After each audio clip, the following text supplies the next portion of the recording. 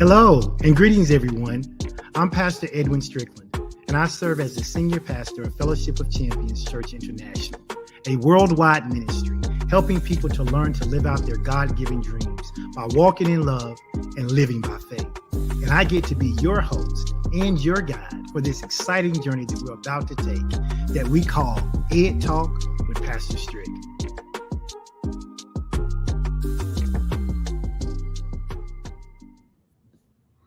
Hello, and good afternoon. Welcome to another live edition of the Ed Talk podcast. I am your host, Pastor Strick, and I'm excited to be here with you once again to continue our conversation about how do we build better swag in our life. Listen, every week we show up here on Tuesdays at noon Central Standard Time.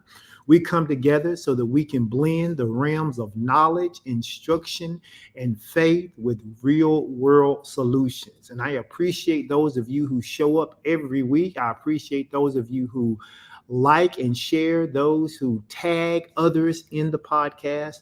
I appreciate you. I say this every week, and that is that whether you are on a quest seeking to expand your knowledge base, whether you're just looking to uplift your spirit, or maybe you're looking to find common ground between the practical and the spiritual, you have come to the right place. We are in the midst of something called our Build Better series. And this Build Better series has been so engaging and so insightful. I've gotten so many comments from people asking to either go back and where they can find a previous podcast that connected to this. And this is it's our fourth podcast in this series because this one has two parts. But we first started off talking about how to build better habits, right? And then we talked about how to build better focus. And once we built those right habits and we built the right focus, now we're talking about how do we show up? How do we show up in our jobs? How do we show up at church? How do we show up in our community? How do we show up in order for us to be the best version of ourselves that we can be? And so every week here at Ed Talk, we come together because our goal is to forge those connections. We want to bridge the gaps, and we want to hopefully spark some thought and encourage you to have some curiosity about what it takes to nurture your own soul, so that you can absolutely become the best version of yourself that you can be. And so without any further ado, let's jump into our housekeeping things, and then we'll get right into today's podcast. As you know, every single week, I share with you that there are multiple ways in which you can engage with me. You can engage by going to my YouTube page. If you go to www.pastorstrick.com, that will take you directly to my YouTube page, and you can subscribe there. That way, if you missed the live podcast, you can just come back there later. Usually within 24 hours, it's generated and processed and up on my YouTube page. Also, if you listen to podcasts through some other medium rather than YouTube, you can simply go to www.pastorstrickpodcast, all one word, pastorstrickpodcast.com, and it will take you to a landing page that has a list of all the podcasts that you can hear Ed Talk with Pastor Strick on. Whether you want to connect with me on my personal page, my professional page, or even our church page, you can also do that as well by simply going to Facebook, looking up my name, searching the name of our church, and you will find that information there. Now, the other thing I ask you to do every week is to help me out with a little social media outreach. What is social media outreach? I'm asking you, if you would, to please go and share this broadcast right now. If you're on Facebook, just hit that share button. Also, if you're on Facebook, go ahead and hit that like button, hit the love button, hit that care button, right? Help me out with a little social media outreach. Go ahead and knock on some doors. There may be some people who got busy today. We're getting ready for spring break, and everybody's doing different things and moving around, and maybe they just simply forgot to set their calendar. Go ahead and hit that share button. Go ahead and tag a friend or a family member. Let them know that Ed Talk with Pastor Strick is live, and they need to get in here so they can learn how to build better, so they can build better swag. And so, again, I thank you all for joining me in season 3. This is our 4th podcast in season 3, our 3rd topic of our Build Better series. We've talked about building better focus, we've talked about building better habits, and we will continue our discussion today with building better swagger part 2. All right, so let's jump into it. Because, as you know, quick recap, last week when we began to talk about what does it mean to build better swagger and why we use that particular word, we said because traditionally when people hear the word swag or they think about swagger, they typically think about manifesting an air of confidence. And what we're talking about is how do you manifest an air of confidence? Because you should have an air of confidence. But we talked about it in terms of not being this false sense of bravado, not this false sense of confidence that you have, that you're putting on for other people, but you yourself don't feel it on the inside. And so then we spent a little time redefining what swagger is for us. And we said that literally swagger for us is about manifesting the real you. When we talk about being full of swag, we're talking about being full of the person who we really are, not some false sense of who we are, not some bravado that we've put on in order to impress other people, but authentically being who we are. And we said that the foundation of that truly comes from 2 things. And we talked about self-belief and we talked about competence, that we have to believe in ourselves. But believe in ourselves come from spending the time to be competent about our abilities, our skills, and our talents. And so I want to just recap that for you real quick, because after we talked about that, we said that there were some things that could absolutely stand in our way. There were some things that could stand in our way and block us from really being who we've been called to be. And we talked about 4 of these things. And the 4 things we talked about was persona, right? We talked about ambition. We talked about security.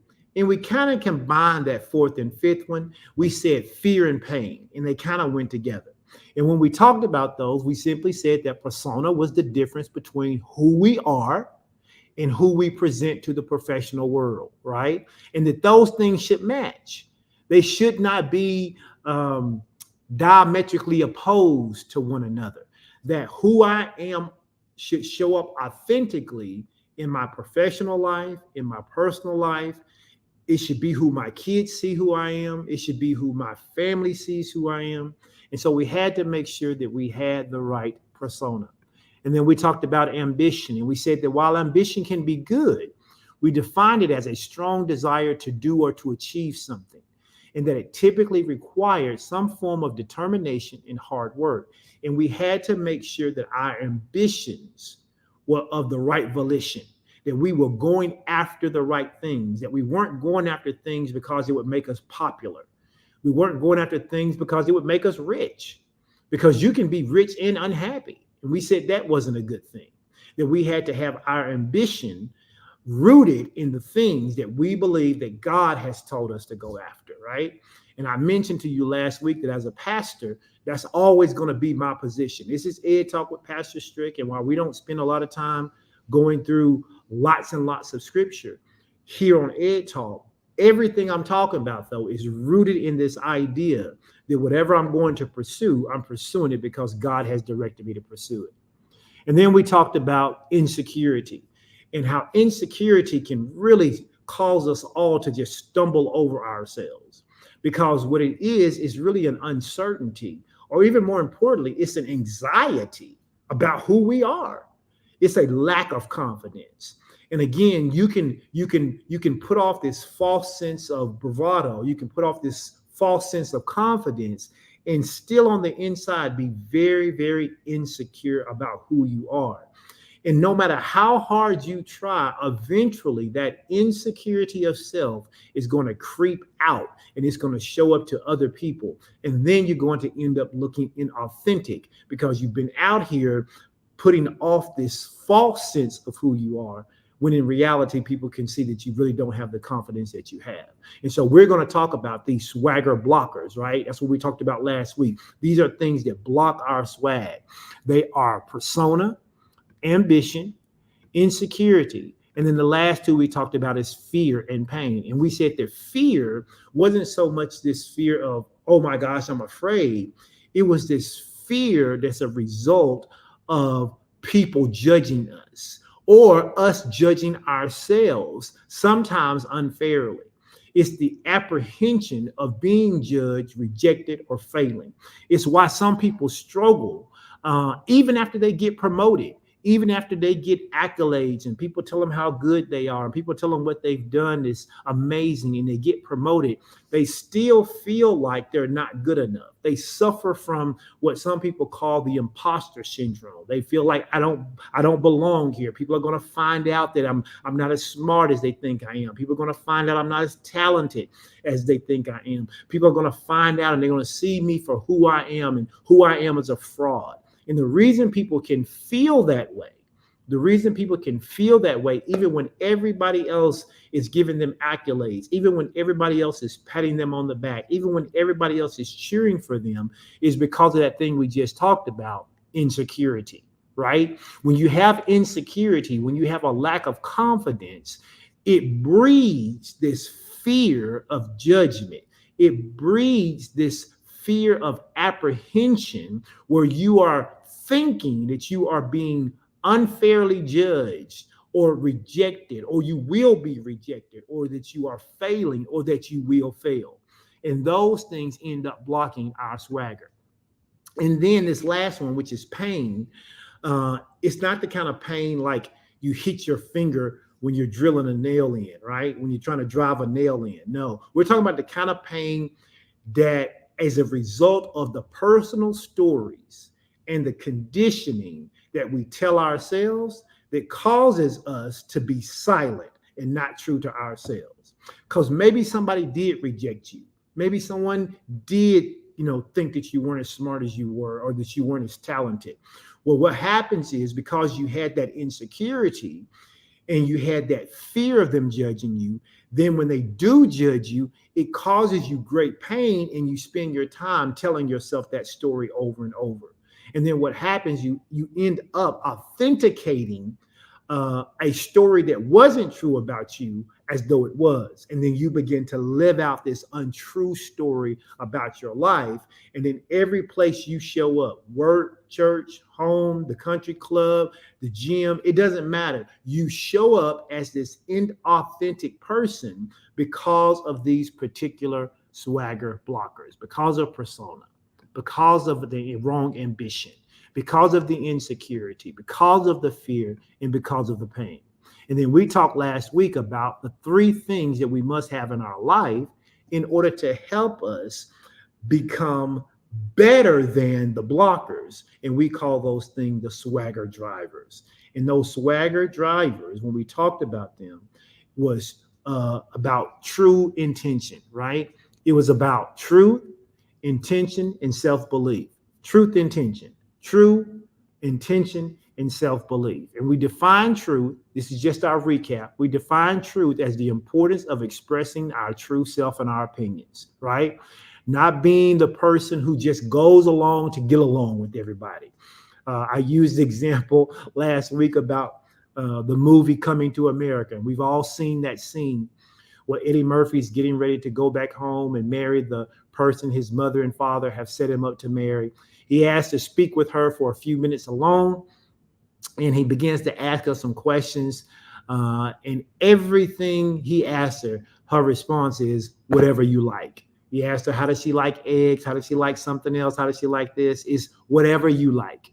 And we have to be careful not to become people who go along just to get along, because what that ends up doing is squashing or squandering who we really are. So we said that if we're going to defeat these swagger blockers, we have to first learn to be true to ourselves and able to truly express ourselves and our own opinions and not see them as less than other people's opinions.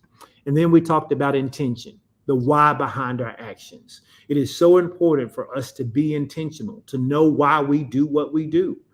You know, when we were talking about building better habits, why do you need to build better habits? When we were talking about building better focus, why do you need to build better focus? Now we're talking about building better swagger. The question still is, why do I need to build better swagger?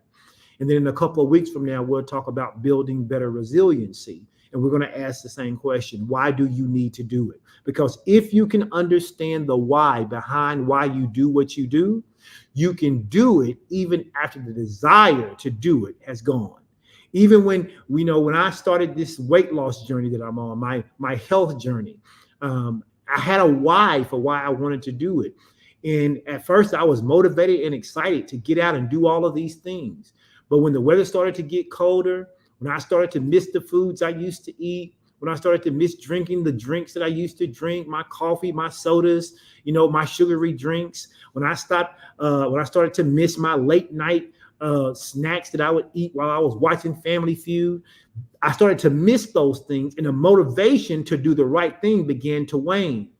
The thing that held me down, the thing that kept me going was my intention. It was the why.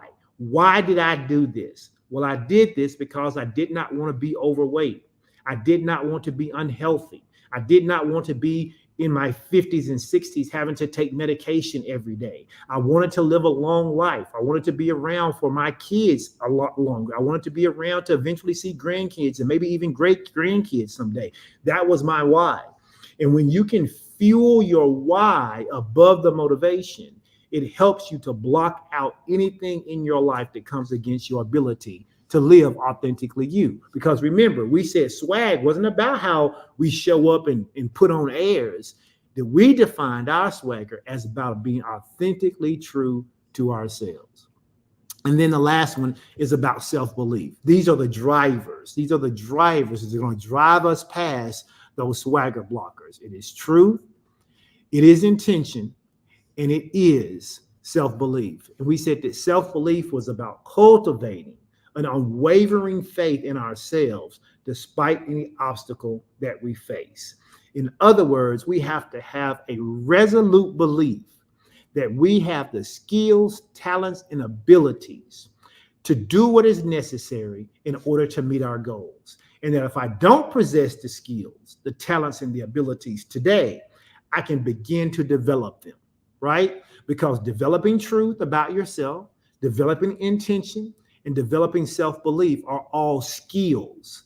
And if it's a skill, it can be learned. And if it can be learned, then it can be mastered, right? It can be mastered. And so today, what we want to do is we want to continue this discussion about what do we actually need to do in order to build better swag, right? And so today we're going to start with talking about how do you embody your swagger? How do you embody it, right? And there are some practical ways in which to do it. And here are the practical ways to do this. I'm going to leave this up as we talk about it. Number one, you got to be able to walk, talk, and feel your swagger. You just have to. You have to get used to being you. You have to get used to being who you are. How do you do that? You learn to walk in it, you learn to talk it, and you learn to feel it. And then number two, we're going to talk about embracing the physical and verbal uniqueness that you possess. Every single one of us, we just as unique as our fingerprint is, as unique as our DNA is, we have a uniqueness about our physical and vocal abilities to produce and to walk in and live in and embody our ability to show up as authentically as ourselves. And then number three, we'll talk about the importance of authenticity when it comes to communication, because communication is so much about how people perceive us. And so we'll talk a little bit about that. And then we'll talk about accepting and expressing emotions appropriately and confidently. I should have added that word. I just thought of that. Appropriately and confidently, right? Because we don't want to just accept every emotion, for what it is, and we don't want to just respond to every emotion every time it arises. We want to do that appropriately, and we also want to do it confidently. And so let's begin by talking about walking in your swagger. How do you walk in your swagger? I'm gonna give you a couple different ways, and this first one may sound it may sound very practical to you, maybe too practical, but I think it's extremely important. Here's the first thing you need to learn to do, and I see this all the time. You need to learn to dress authentically. People say, what? Yes, you need to dress authentically. What do I mean by that? You need to wear clothes that make you feel comfortable and confident, right? You need to wear things that align with your personal style and identity. People don't realize this, but clothing can be a powerful form of self-expression, and it can significantly impact your swagger. I'll give you a prime example. There's this trend that a lot of men do now, right? And they wear suits, okay? They wear suits, and the suits are kind of like skinny leg pants that stop at their ankle. Nothing wrong with that. I've seen people wear them. They look sharp in them. I personally could never wear that. Okay. My wife laughs at me all the time because when it comes to dress, especially when you're talking about a suit, you're talking about, a jacket or something like that, I am much more conservative in my dress than that affords me the opportunity to wear loafers with pants that stop above my ankle and a suit jacket that is short at the waist. I can't wear that. That doesn't make me feel comfortable. Even if you told me I look great, if you said, oh, that suit is the bomb. Oh, you look awesome. You look great. No matter how many times you said it, because of what I think I look like in it, that insecurity would always be there. And as a result, as long as I had that on, I would feel differently than my authentic self. Okay. Does that make sense? There are times that women are trying to wear things that are trendy, right? And you're trying to wear it because that's what the culture says you should wear, or that's what the new style says you should wear, or it's the right color for the season. I tell people all the time, you need to learn to be authentic to yourself. And being authentic to me is wearing a suit that is not multicolored, okay? Give me a black, give me a brown, give me a blue. It can even be a lighter blue, a navy blue, a dark blue. I might wear something, depending on the occasion, that has a slight window pane in the suit, right? But my suits are going to be straight leg pants that are either with a 1-inch cuff or no cuff in it, right? I'm not going to wear loafers. I'm going to wear some traditional, probably kind of dress shoes. I want a French cuff shirt on if I'm dressing up. I want my jacket to go below my waist. I want it to have 2 vents in the back. That's just what makes me feel comfortable. And I've learned that no matter what I see other people in or what the style is, I have to learn to dress authentically for who I am. Okay, so that's one thing you have to do. Here's the second thing if you're going to walk in your swag. You need to learn about posture and presence. What do I mean? When you walk into a room, you need to practice not having your shoulders bent over, not having your head dipped down. You need to stand tall with your shoulders back and with your head held high. A confident posture not only affects how other people perceive you, but also how you feel about yourself. Whenever I'm in a meeting and I go into a room, one of the first things I always do, no matter who I'm meeting with, if it's a chair that moves up and down, I put my chair all the way to the top. I don't care that I'm 6'3", almost 6'4". I don't care who else is in the room. I raise my chair to the very top. Why? Because when you sit appropriately, with your shoulders back, with your head up, it gives you an air or a sense of confidence. This is especially important when you go into interviews. This is especially important when you're trying to broker deals. This is especially important when you're trying to bring somebody in to a particular partnership with you. People need to see your confidence. They need to see that you believe in you. They need to know that you at least believe what it is that you're talking about. You can also do this by practicing walking with purpose. You can practice owning the space that you move through and maintaining a presence that reflects a self-assuredness, right? Why is this important? Because so many times people interact with you, right, based on their impression of you before they ever get to know you.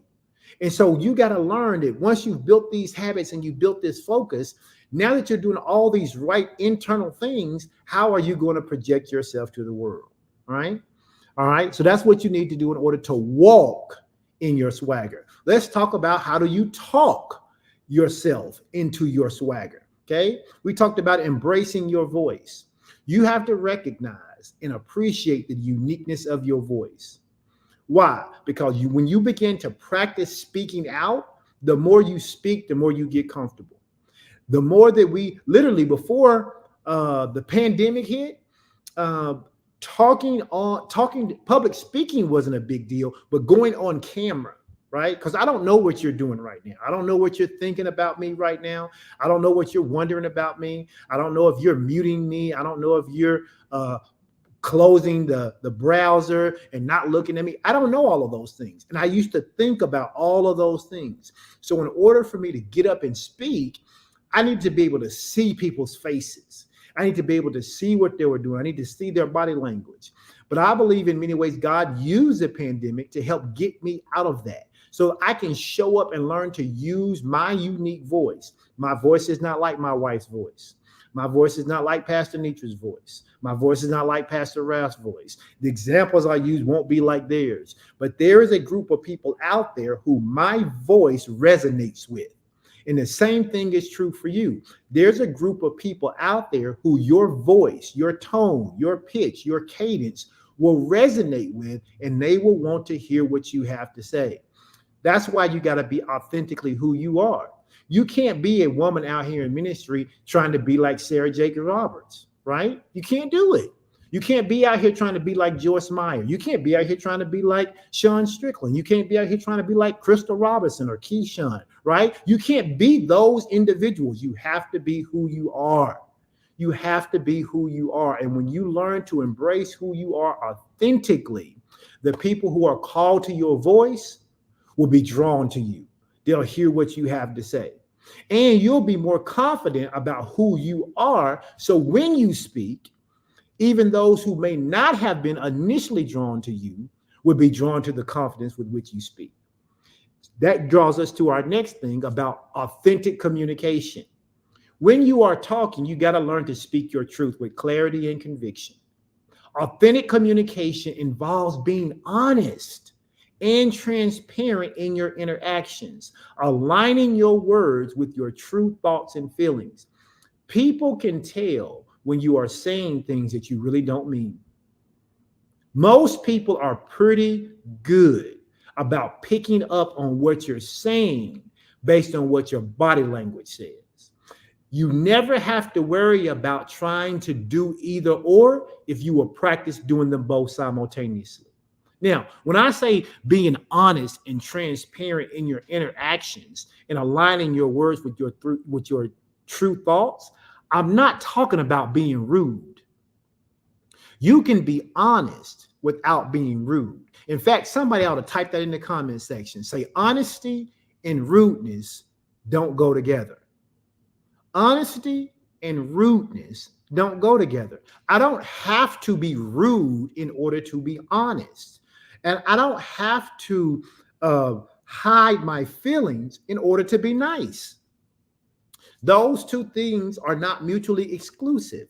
I can be honest and true in my conversation and in my feelings without being rude, because honesty and rudeness don't go together. All right. Part of that is making sure that I am spending time, though, actively listening to other people, because sometimes we are responding to people what we think they said, as opposed to responding to people based on what they said.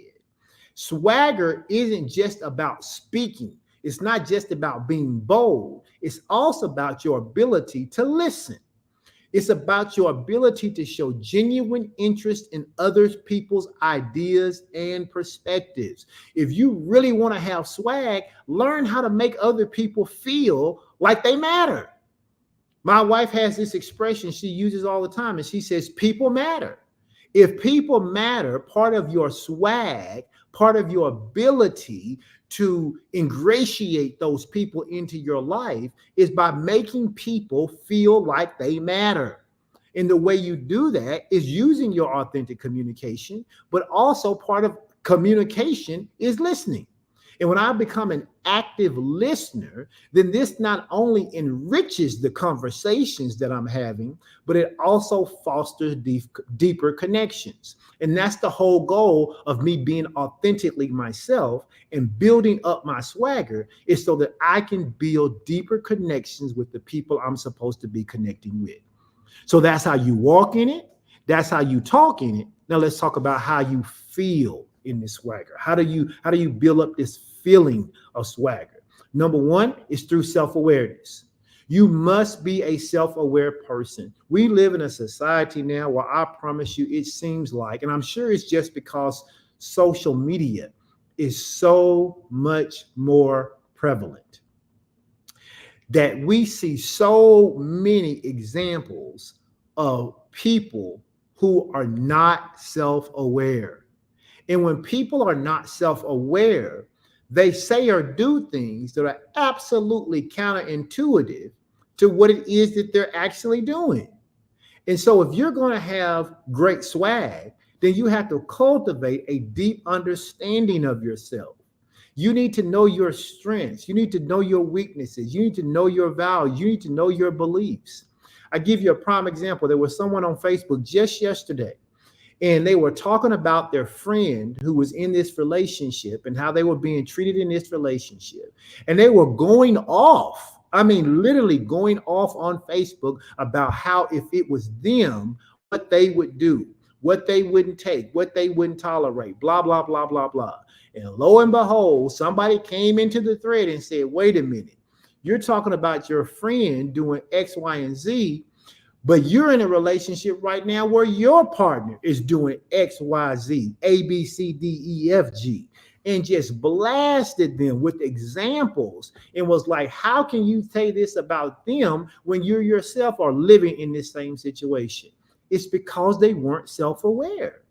They weren't self-aware. They could look at another situation and say, here's what I would do in that situation. But when they were in the situation, they aren't doing what they say they would do if they were in the situation. And so if you're going to operate and be authentically who you are, you have got to learn how to be self-aware. Okay? At the same time, you also have to be a person who is not only self-aware, but you have to allow yourself what I call some self-compassion. Because the most self-aware people are sometimes the most critical people of themselves. It can be the same thing as denial. It can be, but denial, I think, is really more of a time when, because the question was asked, is that the same thing as denial? And it can be. And here's why I think it can be. But here's why I also think it's a little different. Denial sometimes is this thing of, I know what situation I'm in, but I'm going to purposefully act like I'm not, so that the situation I'm in doesn't injure me, at least mentally or emotionally. When people are absolutely unaware, I don't even think it's denial. I think they simply do not know that what they are talking about in somebody else's life is literally in their life. I don't know that they're in denial. I think they are literally just so unaware of themselves in their own situations that they can see other people's situation and then not even equate it to being their own. So I think they go hand in hand. I think they go hand in hand, denial and also this idea of being unaware, okay? And then the other one is this idea of self-compassion, because I was saying earlier that people who are the most self-aware, they can sometimes be the most critical of themselves. Why? Because they are aware of their shortcomings. They are aware of when they mess up. They are aware of when they've done wrong. And so I tell people who are self-aware While at the same time you're practicing self-awareness, you need to practice self-compassion. Why?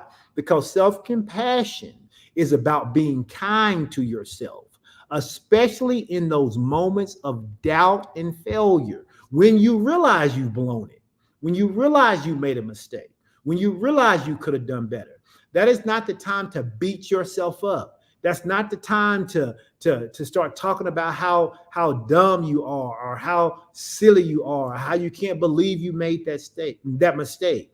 No, this is the time that you encourage yourself, that you reach down on the inside of you and you begin to build up on and pull out the resiliency that's on the inside of you, that you refer back to that positive self-image that you have built about yourself by being a person who has built better habits, who has built a better focus, right? You have to make sure that you don't spend your time tearing yourself down, that you are aware of your shortcomings, but you practice self-compassion and saying, I'll get it right next time.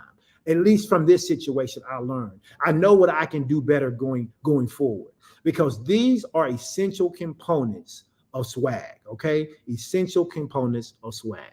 The other thing we said we were going to talk about is this idea of embracing physical and vocal uniqueness, right? One of the things you have to learn to do is to celebrate your uniqueness.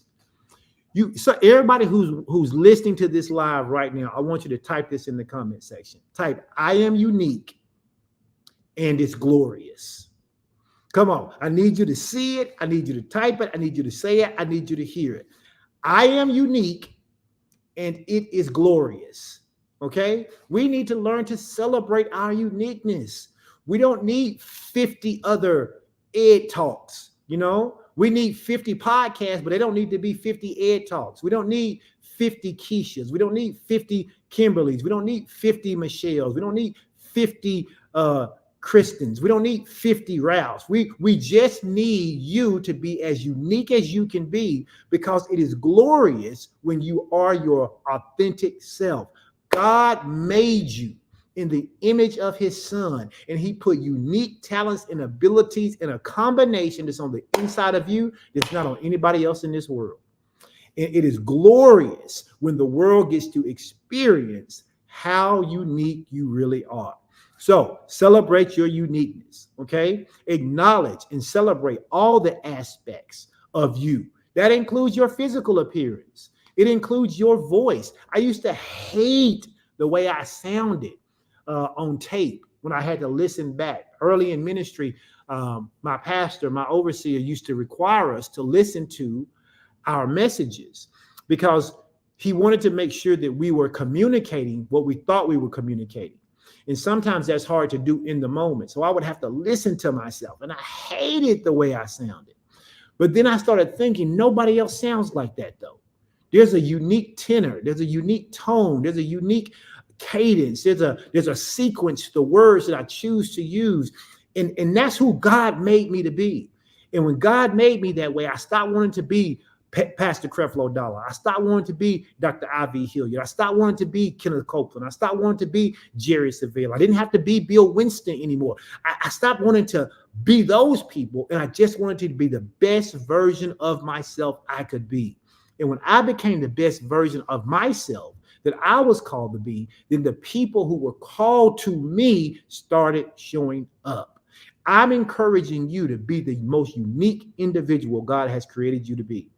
And when you do, people who are attracted to your business will be attracted to your business. People who are attracted to the books you write will be attracted to the books that you write. People who are attracted to the conferences that you hold will be attracted to the conferences that you hold. The partner that you may be seeking for in life will be attracted to you when you become authentically yourself. The worst thing you would want to be is inauthentic, so that you end up attracting someone who's not really attracted to you, but to the inauthenticity that you created.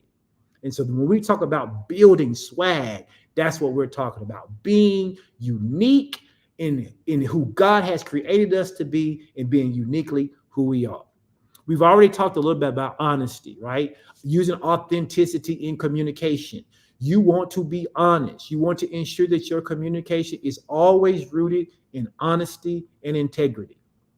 Authenticity is not just about what we speak, it's also how we speak. It's about how we interact with other people. How do we foster trust and respect? And how do we strengthen those relationships? If you want to be a person who has a great deal of authenticity where your communication is concerned, never say anything that you wouldn't put in writing. Don't say something to one person and then say something different to another. Don't be the kind of person who's trying to build relationships by saying whatever the person is you're talking to wants to hear.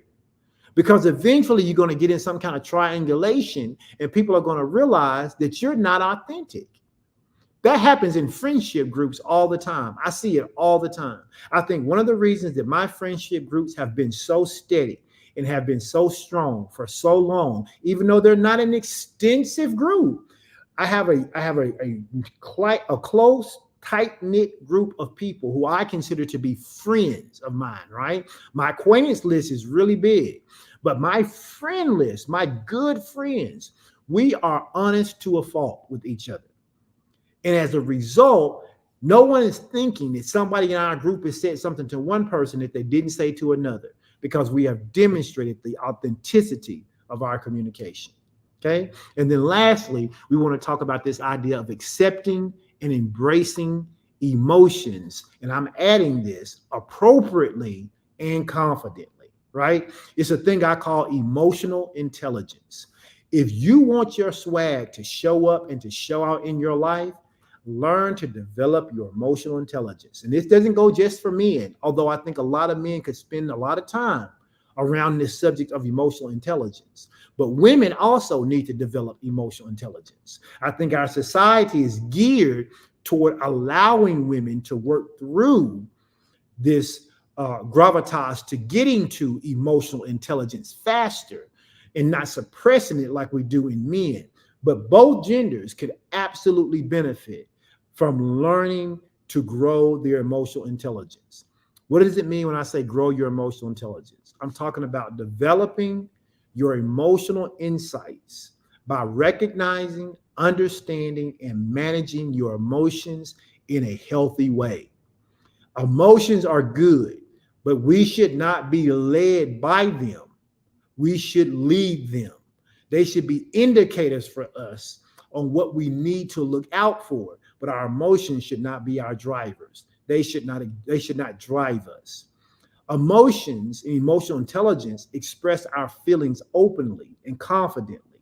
It allows us to show vulnerability when appropriate, which can deepen our connections and enhance our authentic expression.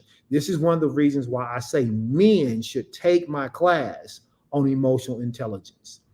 We think we're emotionally intelligent, but until you walk through it and really understand what it's about, till you understand the 4 stages of controlling yourself and how to respond to others, you really don't get a grasp of how not to let your emotions drive you, and you can become the driver of those emotions.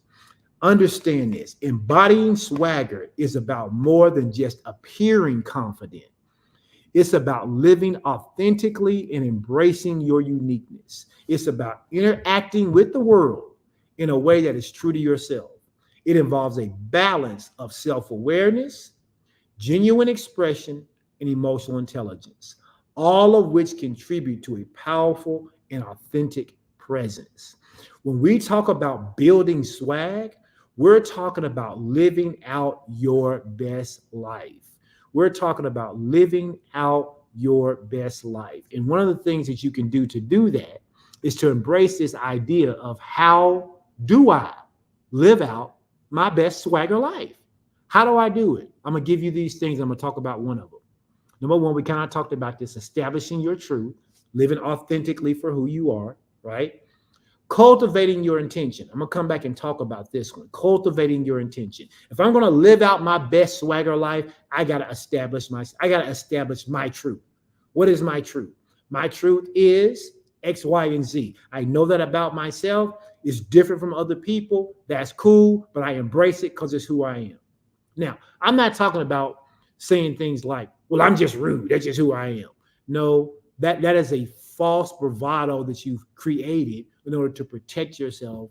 It's because you lack emotional intelligence. It's because you're driven by your emotions. We're not talking about that. We're talking about establishing literally who you are based on who God has created you to be. Okay. Number two, we're talking about this idea of cultivating intention. Okay. And we talked about the why earlier, but I want to come back and revisit this idea of cultivating intention and what it means. And then the third thing we said is you need to build self-belief. The way you build self-belief, I've said this before, so I'll say it again, is through competence. Okay. If you had to put together a barbecue grill, okay, and let's say the grill came in a big box with all these hundreds of pieces. The first time you had to put that together, you might would have to spend a great deal of time reading instructions, figuring out which bolt is which, figuring out what part A is, what part B is, how does D fit into F, where does E come in? And it may take you a while to build that barbecue grill. But if you built 100 of them, by the time you got to that 99th and that 100th barbecue grill, you wouldn't even need that piece of paper. You wouldn't need to look at the pictures. You would know exactly what tools, you know the best way to get it to go. You know what goes first, what goes second. And your time in doing it would be so much faster than that first one. Why? Because every time you do it, you build your self-belief. That's why we talked about building better habits. The more time you build the right habits, you're building up your self-belief. It's why we talked about building better focus, because the more time you spend on creating focus and learning how to execute and how to deliver, you're building up your self-belief. The more time you understand about being authentically who you are building up your self-belief. And when you put those three things together, better habits, better focus, and better swag, then you recognize that there are successes that are happening in your life, which is number 4, which is how to recognize and celebrate those swagger moments. Okay. So before I go, let's talk real quick about cultivating intention. When it comes to cultivating intention, I cannot express to you enough that if you want to be successful, and you can find this among billionaires, millionaires, people who are arts and entertainment, people who are politicians, people who are in banking and finance, people who are in politics, people who are in education. Successful people do these 2 things I'm about to tell you. Okay? Listen up if you ain't heard nothing else. Successful people do these 2 things. Number 1, they set daily intentions. They set daily intentions. They start each day by setting a small, achievable goal that they know that they can reach that day. It may be a things to do list. It may be something that they have on a calendar. It may be something that they keep in their mind, but they have every single day a set of, or at least a couple of things that they do every single day that are achievable in that day. It could be related to how they want to feel. It can be related to how they plan to approach a task in the future, or how they intend to act with other people. This practice, done on a daily basis, helps them align their actions with their broader goals and values. I'll go back to when I talked about this thing that I started in August. In August the 1st, I weighed 267 pounds. It was the heaviest I had ever personally been in my life. And I made the decision that I did not want to be that heavy. Number 1, I didn't like the way it looked on me. Number 2, I knew that it was adding to me getting closer and closer to those numbers where my doctor was going to start talking about high blood pressure. He was going to start talking about me being pre-diabetic. He was going to start talking to me about my A1C numbers, my A1C numbers, the high cholesterol numbers, whatever they call it, and all of these other things that I did not want to have to take medication for. They were lifestyle diseases, right? They weren't diseases that were genetically related. They were things that I was eating my way into. And so I made the decision that I was going to lose the weight. Okay. In August, I didn't put a number on it. But by September 1st, I said, okay, my goal is to weigh 180 pounds. Okay. And that means I would have lost, I think it's 87 pounds or something like that if I hit my goal. And so I started this plan where I worked backwards, right? If I want to weigh X amount of weight by March the 15th, and that was my date. Somebody says, why in the world did you pick March 15th? It's when my spring break starts. And I said, before I go on spring break, I want to weigh at least 180 pounds. I said, okay, how am I going to get to 180 pounds if I'm 267 on August 1st? Okay. So I went back and I did this backwards design plan. How many pounds do I need to lose each week? How many pounds do I need to lose each month? How many pounds do I need to lose every 3 months? How many pounds do I need to lose in 6 months? Okay. And I went back and I said, okay, now that I got the numbers, what's going to be my eating plan? Okay. And all that stuff is good. All that's good. But what was my daily intention? My daily intention was this. And I said it to myself all the time. These miles aren't going to walk themselves. That was my daily intention every single day, because I knew that walking was going to be part of my plan in which to lose weight. These miles aren't going to walk themselves. I'd wake up in the morning, and after I did my prayers and said hello to my wife, I'd say, all right, these miles aren't going to walk themselves. What was I doing? I was setting my intention that I was walking that day. The days that it was cold, the days it was windy, the days that it was raining, every day I had to set that daily intention. And do you not know that here we are on March the 12th, okay? March the 12th, 3 days till I'm supposed to reach my goal of 180. And I'm sitting here talking to you today at 177.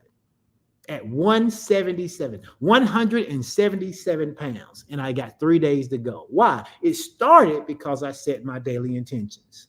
I've now officially, as of today, lost 90 pounds. Why? I feel better. I'm healthier. Why? Because I set that daily intention. That is my swag, being authentically who I am. Who I am. I set the goal and I met it. Why? Because I cultivated the intention. Now, yours may not be weight loss. Yours may be starting a business. Yours may be going back to school. Yours may be writing a book. Yours may be becoming better organized. Whatever it is that you know that you need to do because it's a part of who you are, you need to set a daily intention so that you can get after it every single day. And then after you set the daily intention, then you use this next thing, because I said it was going to be 2. You need to use something I call the feedback loop. The feedback loop. What is a feedback loop? A feedback loop is simply a mechanism that you use to review your intentions every single day. So there were some days that I set my intention to walk, right? And I said I was going to walk at noon. I didn't feel like it at noon. I said I was going to walk at 3. I didn't really feel like it at 3. And then by this time, it was getting dark about 5 or 5:30. And I didn't want to walk. And I was like, oh, man, it's dark. I didn't walk. So now I'm using my feedback loop. Did you set your intention? I did. Did you walk at 12? I did not. Did you walk at 3? I did not. Did you walk at 5? I did not. So what are you going to do to live up to your intention? Okay, that's my feedback loop.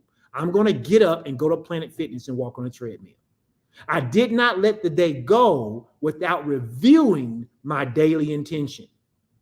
Because if you let the day go without your feedback loop, then you can just say, oh, I'll do it tomorrow. I'll get to it the next day. I'll get to it. Your feedback loop is designed to close the loop on what you said your daily intention was going to be. My daily intention may be I'm going to write at least 1 paragraph to my book. Did you write it today? No, I did not. What are you going to do about it? I'm going to get up and go do it right now. Your feedback loop is designed to close the gap between what you said you were going to do and what you actually did. This feedback loop is a reflection that can help you refine your intentions to be more aligned to your true self. And so if you take nothing away from what we've been talking about, especially on today, I want you to hear about cultivating intention. If you are going to live out your best swagger life, these are the things you need to do. You need to establish your truth. That's the beginning basis. You need to cultivate intentions. And the way you do that is by setting daily habits and by participating in the feedback loop process you do with yourself at the end of each day. And then you need to build that self-belief. How do you build that self-belief? By getting more competent. How do you get more competent? By doing the things you said you were going to do every single day. And then you need to recognize and celebrate those swagger moments. You need to acknowledge your growth. Clap for yourself. My wife used to say to me, because she kind of got on to me, because I knew what my ultimate goal was. And there would be some weeks where I would only lose 2 or 3 pounds. But there would be some weeks I would lose 5 or 7. There would be some days that I thought I should have lost weight, and I actually was up a pound or 2. When I first went from walking to running again, my body started to get inflamed, and I didn't realize what was happening. And the more I was running, the more my body was getting inflamed. But once I kept the running up and the inflammation went away because my body wasn't used to that kind of trauma, the pounds began to drop.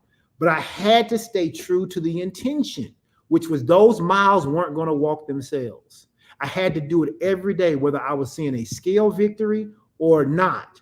Some days I had to celebrate my non-scale victories. What was my non-scale victories? The fact that my weight didn't drop, but my pant size was going down. My shirt size was going down. I was losing that extra fat on the back of my neck. It's amazing where you hold fat in your body. My feet started not to be as wide. All kinds of things started happening. And I learned to celebrate all of those while I was walking toward that goal of 180, right? So you have to acknowledge your growth. You have to celebrate yourself and not get down on yourself when things aren't happening. My wife would tell me, you need to celebrate the things that are happening. You lost 3 pounds this week. That's great. Anything above 0 is good. If you didn't make the goal this week, then you'll get it the next week. And you have to learn to celebrate your growth. You also have to learn to share your experiences. Sharing your experiences with friends, family, or mentors can help validate your feelings of accomplishment. I didn't post a lot about my journey, and some of that was because I didn't want to be that guy who was always posting about what he's doing. So I would post some milestones. I would post a couple of things that said, you know what, started here, hit this milestone. I'm working here, hit this milestone. When I first walked my first 100 miles in a month, I said, hey, I did it. Next time I said, hey, I did 125. The third month when I walked 150 miles, that's the last time I posted about the miles, because like, hey, I've done it now, okay? But you have to be willing to share those experiences. And watch this. If you got people around you who don't want to hear about your journey and don't want to hear about your experiences and celebrate you, you might want to find you some new friends, because your true friends want to hear about your celebrations. They want to hear about you obtaining your goals. They want to hear about you doing the things that you've been called to do, right? And then lastly, you want to reflect on the impact that you're doing. Reflect on how these swagger moments have impacted your life. Reflect on how they could help other people by you sharing your stories. Understanding the positive feedbacks and the positive effects that motivate you to seek out other moments like it, because then it'll propel you again to begin to work on other things that will help you build more self-belief, that will help you cultivate more intentions, that will help you establish that truth so that you get to become the best version of yourself. So as we wrap up today, I want to encourage each and every one of you who listen to this podcast, whether part A or part B, whether you listen to building better focus, whether you listen to building better habits, I want you to sit down and think, what do you need to do? What is your plan of action so that you can embrace your true self? What do you need to do so that you can unleash your swagger at work? What can you do to unleash it at home? What can you do to unleash it in every environment you walk into? I want you to think about how you being authentically you is not just about feeling good about yourself, but it's about reaching into yourself and gravitating and using this powerful tool of authenticity that can absolutely transform your life, transform your work, transform the people around you, and allow you to show up in a place that causes you to have the best swag ever. Listen, I want to thank each and every one of you guys for tuning in. I want to thank you for this. Part A can be found on any of my platforms. You can go to YouTube. If you go to www.pastorstrick.com, it will take you directly to my YouTube channel, and part A is there. Part A is there, and or part one, however I named it. You can find it there. You can listen to it. You can even go back and listen to the very beginning of this series, because remember, this series was about building better habits. Was our first podcast. We then talked about building better focus, because we wanted to talk about the art of execution. How do we execute? Because sometimes we can have such great plans, but such poor execution. And then we came back last week and started talking about building better swagger, and we finished it up this week. So there are 3 of the 4-part series that we've already talked about. I should mention to you that Ed Talk will be out next week. Ed Talk will be out next week. We will be back on March the 26th, Tuesday, March the 26th at noon Central Standard Time, where we'll be talking about how to build better resiliency. We're going to talk about how to bounce back. How do we face trouble? And this is going to go so good with what we've been teaching at our church about managing disappointment. And even what we taught on Sunday about unleashing your faith, right? How do you unleash your faith for the supernatural? Building resiliency is going to go right in touch with that. So go ahead and mark your calendars right now for March the 26th at 12 o'clock noon Central Standard Time. That's 1 o'clock on the East Coast. That's 11 o'clock Mountain Time and 10 o'clock on the West Coast. Mark your calendar, because I'll be back to host you with another podcast as we talk about how to build better resiliency. Listen, I appreciate everyone who's come. I appreciate everyone who's taken a chance to listen. And if this blessed you, do me a favor and share it. Before you go ahead and hit that heart button, hit that like button if you hadn't, and share this broadcast with other people who you know might benefit from learning how to build better swag. I'm your host, Pastor Strick, and I'll see you on March 26th.